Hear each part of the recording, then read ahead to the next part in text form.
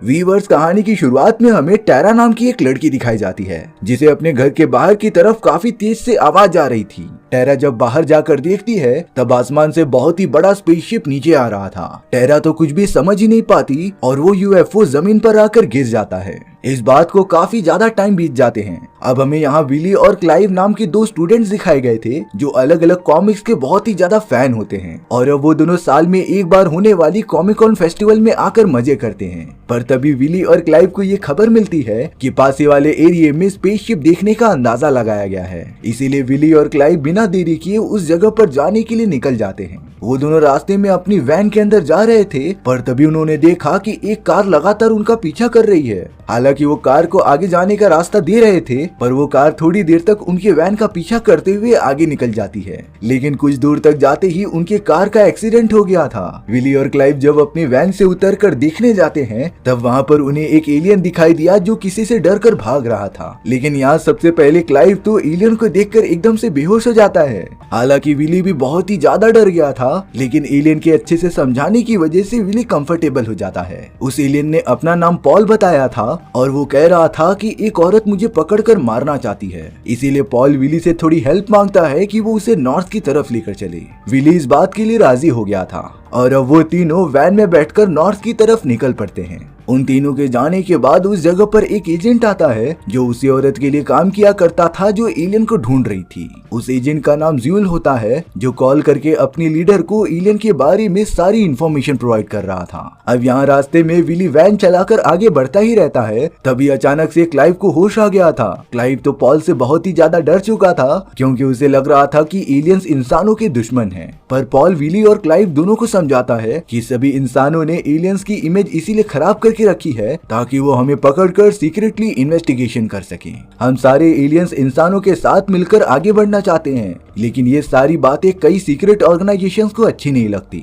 अब क्लाइव भी समझ चुका था कि पॉल उससे नुकसान नहीं पहुंचाएगा। कुछ ही देर बाद वो सब हाईवे पर आ जाते हैं जहाँ पर दो पुलिस ऑफिसर्स खड़े होकर आने जाने वाली गाड़ियों की छानबीन कर रहे थे। विली और क्लाइव तो बहुत ही ज्यादा डर जाते हैं क्योंकि अगर उन लोगों ने पॉल को देख लिया तब विली और क्लाइव भी जेल चले जाएंगे। दरअसल वो दोनों पुलिस ऑफिसर्स उसी औरत के लिए काम करते थे जो लगातार पॉल को ढूंढ रही थी। इसके बाद उन दोनों ने पूरी वैन को चेक करना स्टार्ट कर दिया था।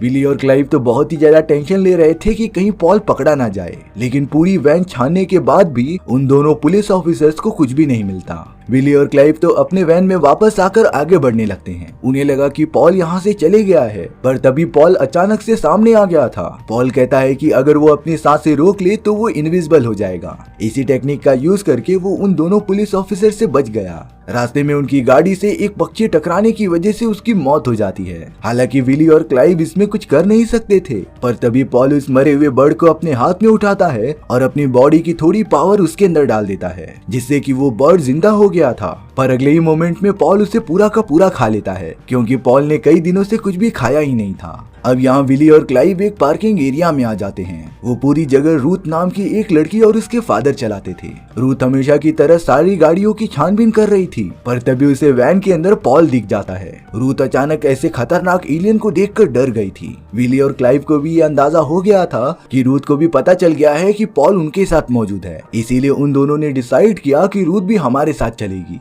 हालांकि पॉल को देखने के बाद रूथ एकदम से अनकॉन्शियस हो गई थी। इसीलिए विली और क्लाइव रूथ को लेकर अपने वैन में आ जाते हैं। रूथ हमेशा एक चश्मा पहनती थी क्योंकि उसकी एक आंख पूरी तरीके से खराब हो चुकी है। अब विली और क्लाइव को बॉर्डर पार करने के लिए एक पासपोर्ट चाहिए था। इसीलिए वो दोनों पॉल के साथ मिलकर ये डिसाइड करते हैं कि वो रूथ का पासपोर्ट चुरा लेंगे। पॉल अपनी सांसें रोक लेता है जिससे कि वो इनविजिबल हो सकता था और अब वो रूथ के कमरे में जाकर पासपोर्ट लेने लगता है। लेकिन बीच में पॉल ने अपनी सांसें छोड़ दी थी जिससे कि वो रूथ के फादर को दिख जाता है। रूथ के फादर तो पॉल के पीछे गन लेकर भागने लगे थे लेकिन पॉल कैसे भी वैन के अंदर बैठने में कामयाब हो जाता है। रूथ के फादर को एक बहुत ही शर्मनाक तस्वीर मिली थी जिसे कि क्लाइव ने बनाया होता है।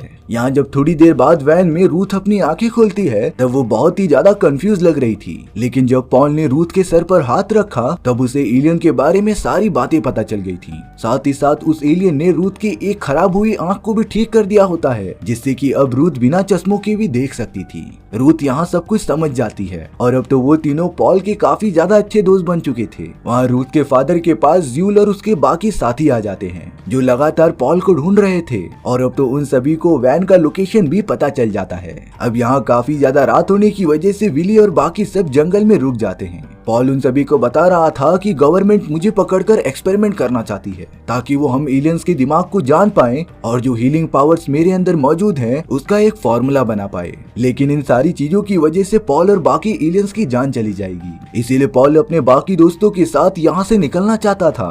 विली, क्लाइव और रूथ ये डिसाइड करते हैं कि वो पॉल की मदद करेंगे। अब सुबह होने के बाद विली और क्लाइव पॉल को थोड़े कपड़े पहनाकर एक स्टोर में कुछ सामान लेने के लिए चले जाते हैं। यहाँ विली क्लाइव को पॉल के साथ रहने के लिए कहकर रूथ के पास वैन की तरफ चला जाता है। ताज्जुब की बात ये थी कि उस जगह पर ज्यूल और बाकी एजेंट्स भी आ जाते हैं जो लगातार पॉल और उसके साथियों के बारे में पूछताछ कर रहे थे।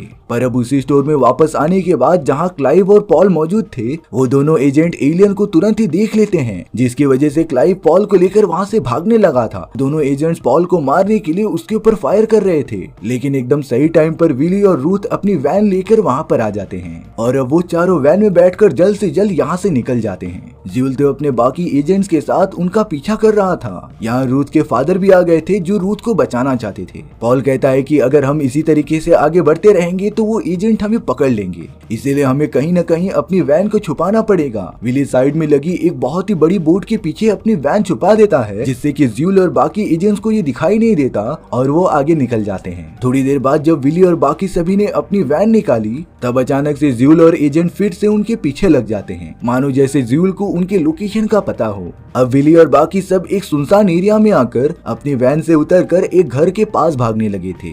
वहाँ पर तो एक बूढ़ी औरत मौजूद होती है जिसका नाम टेरा था। दरअसल ये वही लड़की है जो कहानी की शुरुआत में दिखाई गई थी, यानी कि टेरा अब काफी बड़ी हो चुकी थी। फिर हमें पता चला कि टेरा पॉल की प्रजातियों से बहुत ही ज्यादा नाराज है, क्योंकि सालों पहले जब टेरा ने स्पेसशिप को अर्थ पर आते हुए देखा था, तब वो बड़ी स्पेसशिप उसके बहुत ही प्यारे कुत्ते के ऊपर चढ़ गई थी।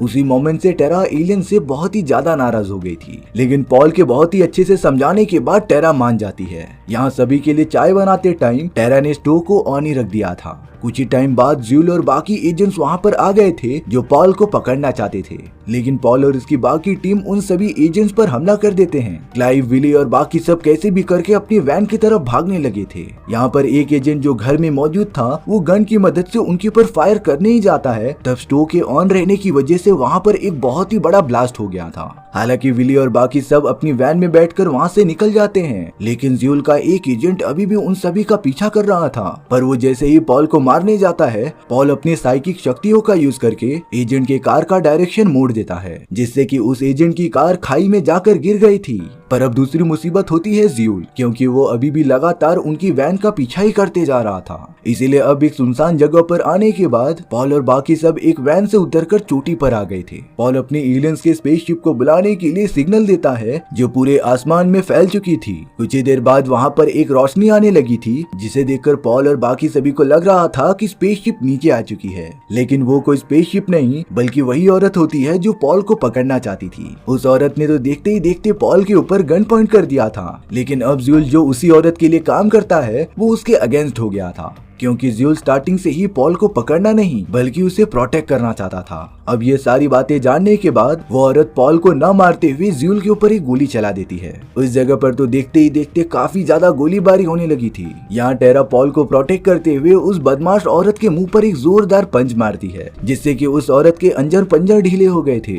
पर अब यहाँ रूथ के फादर आ जाते हैं, जो समझ रहे थे कि विली ने उसकी बेटी को अगवा किया है, इसीलिए वो बिना कुछ सोचे समझे विली पर गोली चला देते हैं, जिससे कि विली को बहुत ही ज्यादा चोट आई थी। पॉल विली को इस हालत में नहीं देख सकता था, इसीलिए उसने अपने बॉडी की सारी पावर्स विली के बॉडी में ट्रांसफर कर दी थी। विली का घाव तो पूरी तरीके से ठीक हो गया था, पर अब पॉल के बॉडी में पेन होने लग जाता है, क्योंकि उसकी एनर्जी बहुत ही ज्यादा लो हो गई थी। सभी को लग रहा था कि अब पॉल नहीं बच पाएगा, लेकिन पॉल के पास इतनी ज्यादा हीलिंग पावर्स होती है ना कि उसका घाव कुछ ही सेकेंड्स में भर जाता है, यानी कि पॉल एकदम से ठीक था। यहाँ वो बुरी औरत फिर से उठकर सभी पर गन पॉइंट कर देती है, पर अगले ही मोमेंट में एलियन की एक बहुत ही बड़ी स्पेसशिप उस औरत के ऊपर लैंड हो गई थी, जिससे उस औरत की मौत हो जाती है। स्पेसशिप के अंदर से पॉल के ही जैसे बहुत सारे एलियंस बाहर निकल चुके थे जो हम इंसानों के प्रति बहुत ही ज्यादा अच्छे थे, और अब ये टाइम आ गया था कि पॉल सभी को अलविदा कह के अपने घर वापस लौट जाए। यहाँ पॉल टेरा को एडवाइस देता है कि वो उसके डॉग को तो वापस नहीं ला सकता, लेकिन वो उसे एक नई जिंदगी दे सकता है। दरअसल पॉल टेरा को ये ऑफर दे रहा था कि वो उसके प्लेनेट पर चले जहाँ पर वो एक नई शुरुआत कर सकती थी। टेरा का यहाँ पर अपना कहने वाला कोई नहीं था, इसीलिए वो पॉल के साथ जाने के लिए राजी हो गई थी,